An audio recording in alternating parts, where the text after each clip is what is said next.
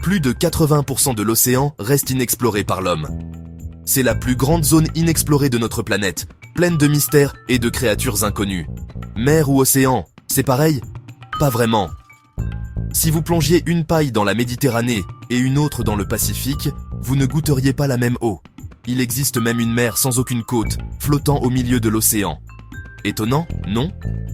Sous la surface, les différences d'élevés sont profondes. En géographie, chaque mot compte, comme pour collines et montagnes. Prêts à plonger?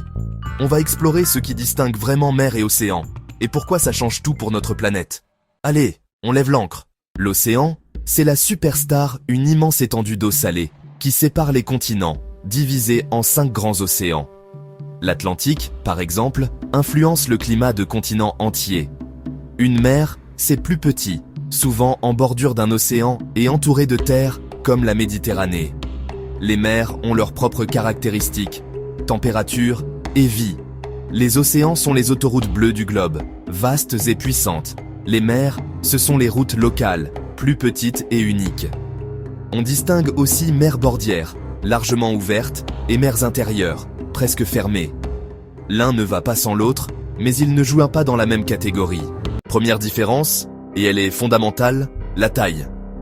C'est souvent le premier élément qui nous vient à l'esprit, et pour cause.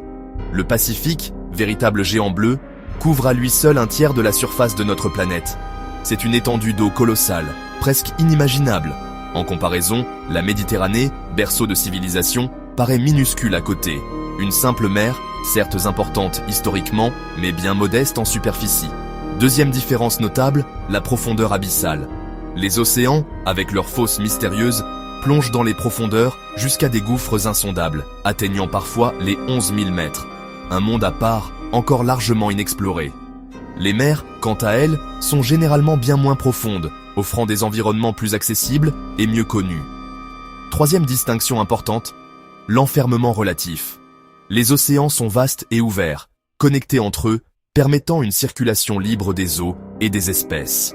Les mers, en revanche, sont souvent enclavées, partiellement ou totalement entourées de terre, ce qui modifie considérablement les courants marins et la distribution de la chaleur. Quatrième critère de différenciation, la salinité variable. Les océans présentent une salinité relativement stable et homogène, tandis que les mers peuvent varier énormément en fonction des apports d'eau douce et de l'évaporation.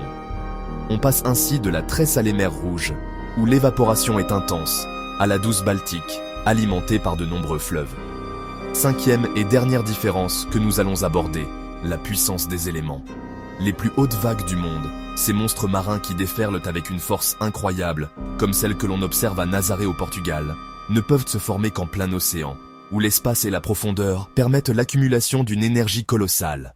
Toutes ces différences fondamentales façonnent la vie marine, influencent le climat global et sculptent les paysages côtiers.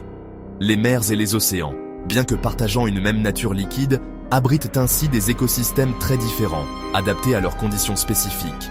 Alors, pour ne plus jamais vous tromper, retenez ces 5 points clés. Taille, profondeur, ouverture sur le monde, salinité variable et puissance des éléments. Parfois, la géographie nous réserve bien des surprises. On pense connaître les règles, les définitions, mais la réalité du terrain est souvent plus complexe, plus nuancée. La géographie brouille les pistes. Les frontières que nous traçons sur les cartes ne sont pas toujours aussi nettes dans le monde réel. Les océans se mélangent, les terres s'entremêlent, et les définitions deviennent plus floues. La mer des Sargasses, au cœur de l'Atlantique, est un exemple parfait de cette complexité. N'a aucune côte. C'est une mer définie par les courants, pas par la terre. Elle se caractérise par son abondance d'algues sargasses flottantes, créant un écosystème unique en pleine mer. La mer Morte, ce n'est même pas une mer, mais un lac ultra salé, sans connexion à l'océan. Sa salinité extrême rend toute vie aquatique impossible, d'où son nom. La mer Caspienne, immense, s'étend sur une vaste superficie, à cheval entre l'Europe et l'Asie. Est aussi un lac salé, vestige d'un ancien océan. Son histoire géologique complexe en fait un lieu unique au monde. La mer d'Aral, autrefois géante, était une source de vie pour les communautés locales, a presque disparu à cause de l'homme. Un désastre écologique majeur qui témoigne de l'impact de nos actions sur l'environnement. Les noms de mer sont parfois historiques ou politiques, comme la mer du Japon, dont la dénomination fait l'objet de débats entre différents pays. Ou subjectifs, comme le golfe du Mexique, dont les limites sont définies par des conventions géographiques et politiques. La nature ne rentre pas toujours dans nos cases. Elle est bien plus complexe et diverse que nos tentatives de classification.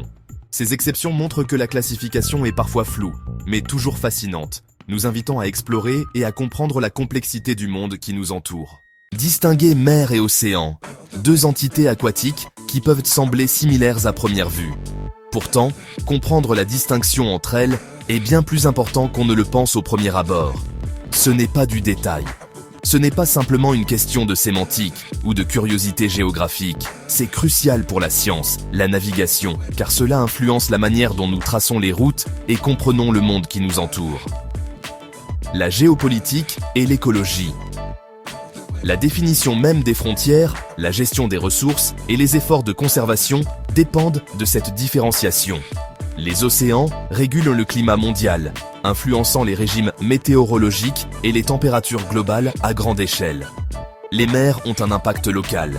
Leur influence se fait sentir plus directement dans les régions qu'elles bordent, affectant les communautés côtières et les écosystèmes de façon immédiate. Les routes maritimes océaniques sont vitales pour le commerce, facilitant le transport de marchandises sur de vastes distances. Les mers sont souvent des zones de tension et de biodiversité. Elles sont souvent des foyers d'écosystèmes uniques et fragiles, rendant leur préservation d'autant plus cruciale. Les écosystèmes diffèrent significativement entre ces milieux. Les abysses océaniques sont mystérieux, abritant des créatures et des phénomènes que nous commençons à peine à comprendre.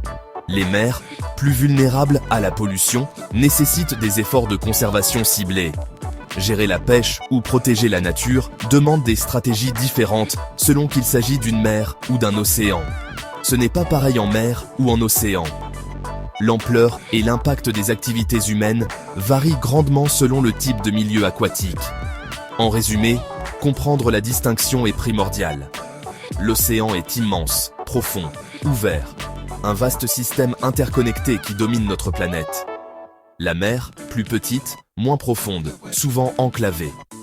Les mers sont plus localisées, souvent fermées, et intimement liées à la Terre. Et vous, préférez-vous la mer ou l'océan?